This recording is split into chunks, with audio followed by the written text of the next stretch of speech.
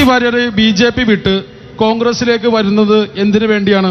കോൺഗ്രസിന് ഇന്നിപ്പോ കേരളത്തില് ഈ സന്ദീപ് വാര്യരെ MLA ആക്കാൻ പറ്റത്തില്ല. എന്നാലും ഞാനും മനുഷ്യനല്ല, എനിക്ക് വലിയ മോഹങ്ങൾ. MP ആക്കാൻ പറ്റത്തില്ല, ഒരു ബോർഡ് ചെയർമാൻ ആക്കാൻ പറ്റത്തില്ല. 1.5 വർഷം കഴിഞ്ഞ് നിയമസഭാ തെരഞ്ഞെടുപ്പല്ലേ? 1.5 വർഷം കഴിഞ്ഞിട്ടാണല്ലോ. 1.5 വർഷം കഴിഞ്ഞിട്ടാണല്ലോ. എന്റെ വിഷമം നിങ്ങൾക്ക് ആർക്കും മനസ്സിലാവില്ല. ഇപ്പൊ സ്പോണ്ടേനിയസ് ആയിട്ടുള്ള കാര്യമാണ് ഞാൻ പറഞ്ഞത്. 1982 തെരഞ്ഞെടുപ്പിൽ കെട്ടിവെച്ച കാശ് നഷ്ടപ്പെട്ടപ്പോൾ പോലും ഇത്രയും വലിയ ഇച്ഛാമം എനിക്ക് ഉണ്ടായിട്ടില്ല. കുട്ടികളെ പ്രതീക്ഷിതമായ ഒരു തിരിച്ചടിയാണ് BJP യെ സംബന്ധിച്ച് ഉണ്ടായിട്ടുള്ളത്. നോക്കൂ, ഒരു തെരഞ്ഞെടുപ്പിന് ഇനി 3 ദിവസമേ ഉള്ളൂ.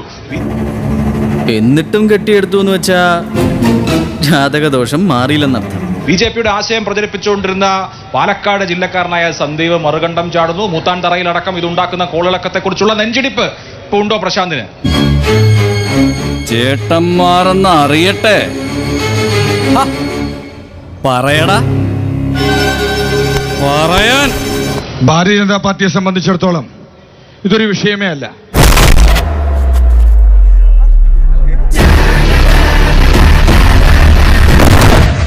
സമ്മതിച്ചടാ നിന്റെ ചങ്കൂറ്റം. 2 മൂത്താന്തറയിൽ ഇത് ഉണ്ടാക്കാൻ പോകുന്ന കോളിളക്കം എന്ന് പറയുന്നു. മൂത്താന്തറയുടെ പേര് പറഞ്ഞുകൊണ്ട് സന്ദീപുടെ മുതലക്കണ്ണീർ ഒഴുക്കുകയാണ്. എനിക്ക് ഹൃദയസ്തംഭനം ഉണ്ടാക്കി ഇറങ്ങിയിരിക്കുക. ഇതിനേക്കാളും വലിയ ആളുകള് ഈ പാർട്ടിക്കും പ്രസ്ഥാനത്തിനും വേണ്ടി പ്രവർത്തിച്ച് അവരുടെ പഴക്കം ചെന്ന മണ്ണാണ് മൂത്താന്തര എന്ന് പറയുന്നത്. ഒരു വ്യക്തി പോയത് കൊണ്ട് പ്രത്യേകിച്ച് മൂത്താന്തരക്കകത്ത് യാതൊരുവിധ ഇമ്പാക്ട് ഉണ്ടാക്കാൻ പോകുന്നില്ല. ഈ പാലക്കാടിനകത്ത് ഈ തെരഞ്ഞെടുപ്പില് നിങ്ങളിപ്പോ മൂത്താന്തരയെ കുറിച്ച് പറഞ്ഞു. ആ മൂത്താന്തരയിൽ നിന്ന് വരുന്ന അതേ ബൂത്തിലെ പ്രതിനിധിയാണ് ഞാൻ. ആ പ്രതിനിധിയായിട്ടുള്ള ആ ബൂത്തിലെ ഞങ്ങളുടെ പാർട്ടിക്ക് കിട്ടുന്നതിന്റെ 50% വോട്ട്, 25% വോട്ട് പോലും സന്ദീപ് വാര്യരുടെ പാർട്ടിക്ക് പിടിക്കാൻ പറ്റില്ല. അങ്ങനെ പിടിക്കാൻ തയ്യാറുണ്ടെങ്കിൽ സന്ദീപിനോട് പരസ്യമായി വെല്ലുവിളിക്കുകയാണ്. അങ്ങനെയാണെങ്കിൽ കാണിക്കാം. സന്ദീപ് ഉന്നയിക്കുന്നത് വൈകാരികമായ 1-2 വിഷയങ്ങൾ. ശ്രീനിവാസനെ കൊന്ന ആളുകളെ രക്ഷിക്കാൻ സഹായിച്ചു പാർട്ടി, അക്കാര്യത്തിൽ ഒരു കാര്യവും ചെയ്തില്ല എന്ന ആരോപണം.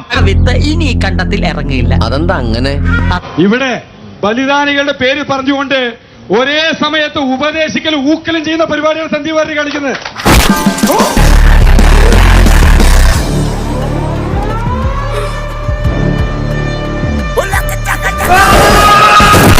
ഒരേ സമയത്ത് ഉപദേശിക്കൽ ഊക്കലാണ് കാണിക്കുന്നത്. ഇവിടെ ഇത്തരത്തിൽ പറയുന്നുണ്ടെങ്കിൽ ഇതേ ശ്രീനിവാസന്റെ കൊലപാതക കേസിലെ പ്രതികളുടെ പാർട്ടിയുമായി ബന്ധം പുലർത്തുന്ന പോപ്പുലർ ഫ്രണ്ട് ഭീകരവാദികളെ SDPI പരസ്യമായി പിന്തുണ പ്രഖ്യാപിച്ചു കോൺഗ്രസ് പാർട്ടിക്ക്. അവരുടെ എവിടെയൊക്കെ നക്കി കൊടുത്തിട്ടാണ് സന്ദീപ് വാര്യർ കോൺഗ്രസ് പോയിക്കണമെന്ന് പറയണം. ബോഡി നാട്ടിലെത്തിച്ചേക്കണേ. മാന്യമായ പദപ്രയോഗങ്ങൾ ഉപയോഗിക്കണം. പേര് പറഞ്ഞുകൊണ്ട് സന്ദീപിന് ഇവിടെ അതൊക്കെ ശരി, സന്ദീപിനെ വിമർശിക്കാം. അങ്ങനെ വിമർശിക്കുമ്പോൾ ശരിയായ പദപ്രയോഗങ്ങൾ ഉപയോഗിക്കണം. ശരിയായ വിമർശനം. സന്ദീപിനെ പോലുള്ളവർക്ക് ഇത് തന്നെ ധാരാളമാണ്. ശരി, സന്ദീപിനെ പോലുള്ളവർക്ക് അല്ല, ഇത് വൈകാരിക വിഷയമായിരിക്കും, പക്ഷേ നമ്മൾ നല്ല വാക്കുകൾ ഉപയോഗിക്കുക എന്നുള്ളത് വളരെ പ്രധാനപ്പെട്ട കാര്യമാണ്. സന്ദീപിനെ സംബന്ധിച്ചിടത്തോളം ഇത് തന്നെ ധാരാളമാണ്. എന്റെ എല്ലാ മാനവും പോയി. വഴക്കൊന്നും വേണ്ട. ഏറ്റവും വലിയ ഭാഷ. ശരി, ഓക്കെ. നോക്കൂ,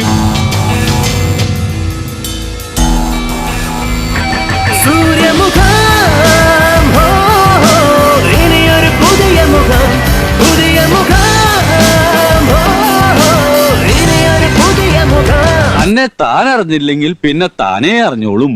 വിനാശകാലേ വിപരീത ബുദ്ധി. അപ്പോ ഞാനങ്ങോട്ട് ബൈ ബൈ.